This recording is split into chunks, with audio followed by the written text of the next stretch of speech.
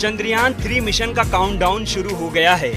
चंद्रयान 3 भारत का सबसे महत्वाकांक्षी स्पेस मिशन है और बेहद रोमांचक क्षण है। लॉन्चिंग डेट की घोषणा भी कर दी गई है।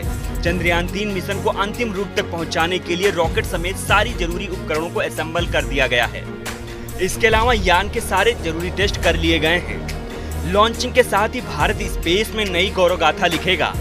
चंद्रयान 3 भारत के लिए तो बेहद खास है ही, अपितु दुनिया भर की स्पेस एजेंसियों की नजरें भारत के चंद्रयान 3 पर टिकी हुई हैं। श्रीहरिकोटा में सतीश धवन अंतरिक्ष केंद्र से लॉन्च किया जाएगा।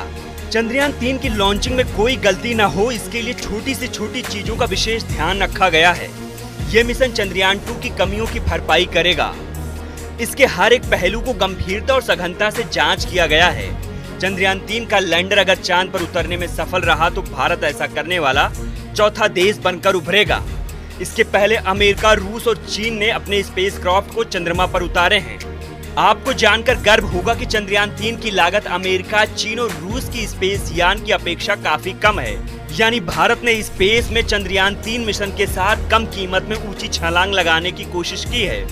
सुपर पावर देश की स्पेस एजेंसियों ने जो नहीं कर दिखाया है वो भारत कर दिखाने वाला है। चलिए वीडियो में जानते हैं चंद्रयान 3 मिशन अन्य मिशनों की तुलना में क्यों खास है। पहले एक नजर डालते हैं चंद्रयान 1 और चंद्रयान 2 पर। चंद्रयान 1 इसरो के अनुसार 22 अक्टूबर 2008 को इसे लॉन्च किया गया था। चंद्रमा के लिए भारत का पहला मिशन था। चंद्रमा की परिधि 3400 से अधिक परिक्रमाएं की।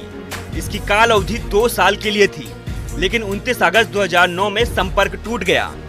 इसे PSLV C11 से लॉन्च किया गया था। चंद्रयान 1 ने कई सारी रासायनिक खोज की है। इसके यान को कई सारे देश के वैज्ञानिकों ने बनाया था। चंद्रयान 2 इसरो के अनुसार 22 जुलाई 2019 को लॉन्च किया गया था। चंद्रमा की सतह को छूने से पहले ही लैंडर क्रैश हो गया था। इसे GLSV Mk3M1 रॉकेट से लॉन्च किया गया था। चंद्रयान 2 के लिए 978 करोड़ रुपए आवंटित किए गए थे, जिसमें 603 करोड़ रुपए की लागत आई थी। खैर, ये तो बात हुई चंद्रयान 1 और चंद्रयान 2 के बारे में। आपने चंद्रयान के बारे में खूब सारी चर्चाएं सुनी होंगी। चलिए आपको ये बताते हैं कि ये मिशन अन्य मिशनों की तुलना में क्यों अलग है और क्यों खास है। चंद्रयान 3 में किसी तरह का ऑर्बिटर नहीं है, क्योंकि इसरो चंद्रयान 3 के लैंडर रोवर से चंद्रयान 2 के ऑर्बिट के जरिए सीधा संपर्क करेगा।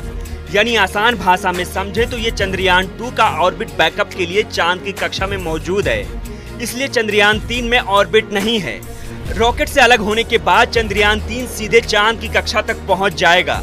चंद्रयान 3 मिशन की एक और खास बात है, वो ये है कि दुनिया के जितने भी देशों ने चांद पर यान भेजे हैं, उनकी लैंडिंग नॉर्थ पोल पर हुई है। लेकिन चंद्रयान 3 पहला ऐसा स्पेस मिशन है जिसकी लैंडिंग साउथ पोल पर होगी। चंद्रयान 2 को भी चांद के दक्षिणी ध्रुव पर ही लैंड कराया गया था।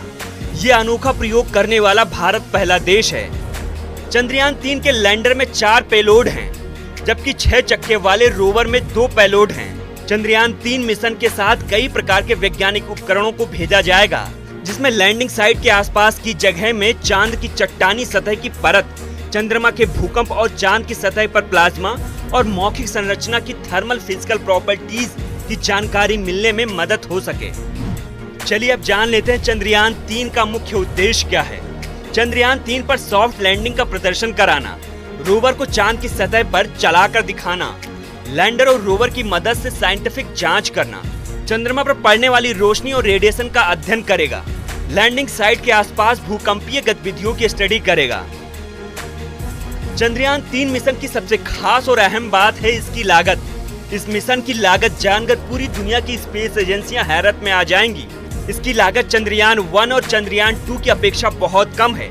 इस मिशन का बजट 651 करोड़ रुपए बताया जा रहा है। हालांकि इसरो के वेबसाइट पर इसकी लागत की जानकारी अभी उपलब्ध नहीं कराई गई है। ये आंकड़े मीडिया के हवाले से हैं।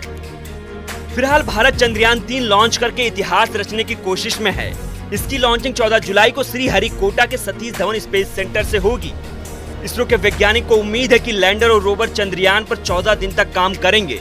भारत को चंद्रयान 3 मिशन से काफी उम्मीदें हैं।